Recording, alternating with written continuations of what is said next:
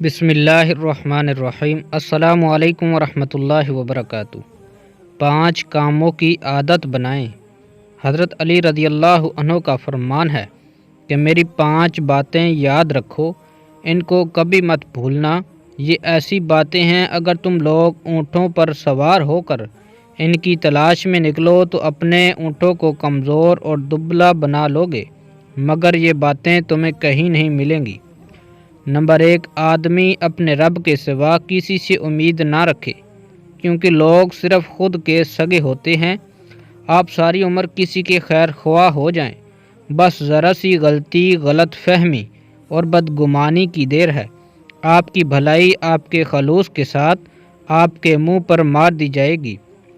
Number 2، کسی سے بھی نہیں ڈرو سوائے اپنے رب اور اپنے گناہوں سے، یعنی کسی سے خوف نہ رکھو، ہاں اپنے کیے ہوئے گناہوں سے ڈرتے رہو اور اللہ پر ہمیشہ بھروسہ رکھو کہ توبہ کے بعد گناہوں کو معاف فرمانے والا بھی وہی اللہ ہے۔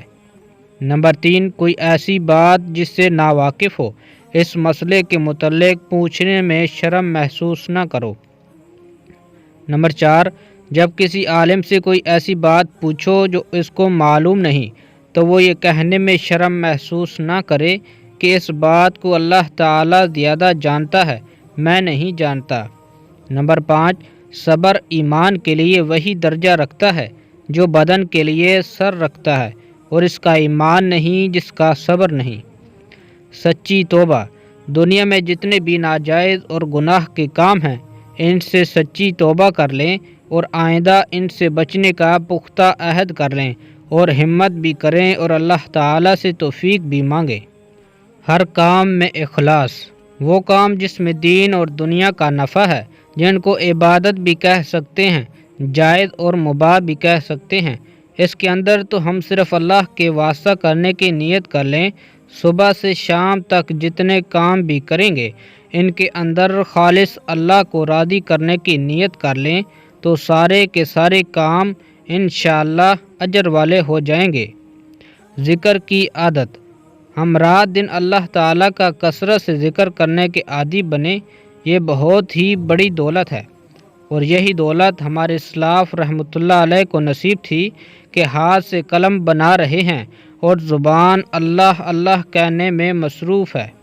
فضول کاموں سے احتیاط کرنا، جتنے بھی فضول اور لادینی کام ہیں، فضول اور لایعنی بحثیں ہیں اور فضول لادینی پروگرام ہیں، ان سب سے اپنے آپ کو بچائیں اور روزانہ ان 4 کاموں پر عمل کر کے اپنی صبح سے شام تک کی زندگی کا جائزہ لیں۔ دینی کتب کے مطالعے کا شوق میں ایک طالب علم نے جو بہت غریب تھے اور مطالعہ کے لیے تیل نہ ہونے کی وجہ سے پریشان تھے، انہوں نے ایک دکاندار سے کہا کہ میں تمہاری دکان کا رات کا پہرہ دیا کروں گا، میری رات بھر کے تیل کا انتظام کیا جائے۔ دکاندار خوش ہوا کہ اتنی کم اجرت پر آدمی مل گیا، اور یہ طالب علم خوش ہوئے کہ میری مطالعے کا انتظام ہو گیا۔